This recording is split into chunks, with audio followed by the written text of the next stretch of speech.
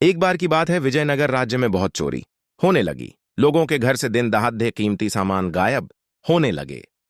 लोग इस बात से बहुत डर गए और परेशान होकर राजा कृष्णदेव राय के दरबार में पहुंचे। यह जानकर राजा को बहुत गुस्सा आया और तुरंत अपने सैनिकों को चोरों को पकड़ने का आदेश दिया।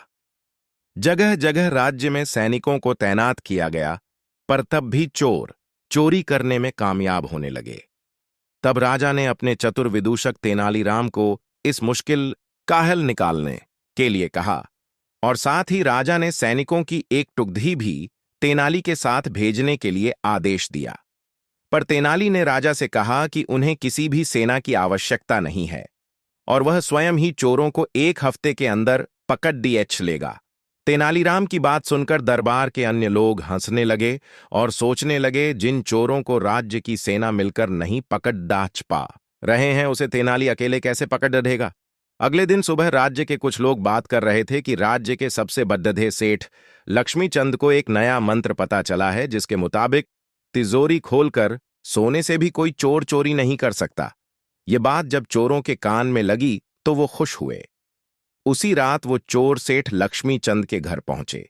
उन्होंने देखा कि तिजोरी खुला हुआ है तो वो बहुत खुश हुए और उन्होंने अंधेरे में चुपके से सभी पैसे और कीमती सामान को चोरी कर लिया। अगले दिन सुबह दरबार में जब यह बात पहुंची तो राजा सेठ पर क्रोधित हुए और बोले, जब तुम जानते ही थे कि राज्य में चोरी हो रही है तो तुम्हें तिजोरी खुला रखने की आवश्यकता क्या था। तभी सभा में तेनालीराम पहुंचे। उनके पीछे दो लोगों को बांध कर रखा गया था। राजा ने पूछा, ये कौन है? तब तेनाली ने बताया, ये वो चोर हैं जो कुछ दिनों से राज्य में चोरी कर रहे हैं। राजा ने तेनालीराम से पूछा कि तुमने ऐसा कैसे किया?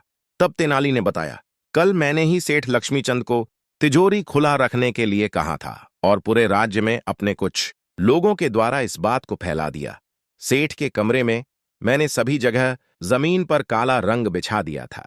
रात को जब चोर चोरी करने के लिए गए तो काला रंग उनके पैरों में लग गया। जब पैरों के निशान की मदद से हमने उनका पीछा किया तो पता चला कि उन चोरों से हमारे राज्य के पुराने मंत्री चोरी करवा रहे थे। इस प्रकार हमने चोरों को और उस पुराने मंत्री को पकड़ लिया। राजा बहुत खुश हुए और उन्होंने तेनालीराम का धन्यवाद किया और इनाम भी दिया। ऐसे और वीडियो देखने के लिए लाइक, शेयर, सब्सक्राइब करना मत भूलना।